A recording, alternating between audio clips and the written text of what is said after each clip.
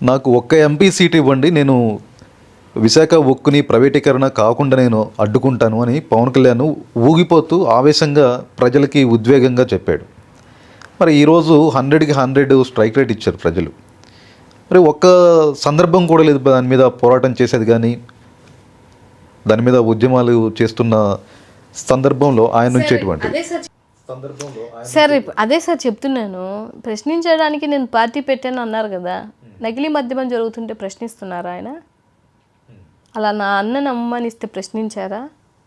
ఆడబిడ్డలు ఆయన నియోజకవర్గంలోని ఇంతమంది ఆడబిడ్డలు రేపై చచ్చిపోతుంటే ప్రశ్నిస్తున్నారా? పోనీ ఇన్ని లక్షల కోట్లు అప్పు చేస్తున్నారు, ప్రశ్నిస్తున్నారా? పోనీ మీ పంచాయతీరాజ్లోనే ఏం జరుగుతుందో పోనీ ఆయనకు తెలుసా? అసలు ఆయన నియోజకవర్గంలో ఉన్నారా, ఈ రాష్ట్రంలో ఉన్నారా లేదా అనేది జనాలకి అర్థమైపోయింది సార్. సో ఇక్కడ ఎక్కువ ఆయన ఒక డిప్యూటీ సీఎం, ఆయన కోసం ఎక్కువ స్ట్రెస్ చేసి మాట్లాడాల్సిన అవసరం కూడా లేదు. మనం ఇప్పుడున్న ప్రభుత్వం మెజారిటీ ఓట్ షేరింగ్ ఉన్న ప్రభుత్వం ఏదంటే టీడీపీయే.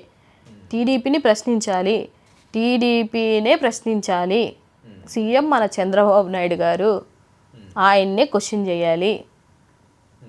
అనవసరంగా మనం యూటర్న్కి వెళ్ళిపోయి ఇంకొకరి మీద టార్గెట్ పెట్టుకోవాల్సిన అవసరం లేదు సార్.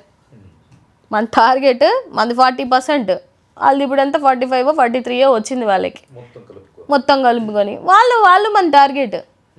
సో ఇప్పుడున్న ప్రభుత్వాన్ని మనం ప్రశ్నించాలి, ఇప్పుడున్నటువంటి చంద్రబాబు నాయుడు గారిని అడగాలి, ఇప్పుడున్న ఎడ్యుకేషన్ మినిస్టర్ని అడగాలి తప్ప అందులో కూటమి పరంగా ఒక పదవి ఇచ్చినటువంటి వ్యక్తిని మనం హైలైట్ చేసుకొని ఆయన కోసం మనం ఏదో మాట్లాడి మనకు అంత అవసరం లేదు అని అనేది నా ఆలోచన విధానం.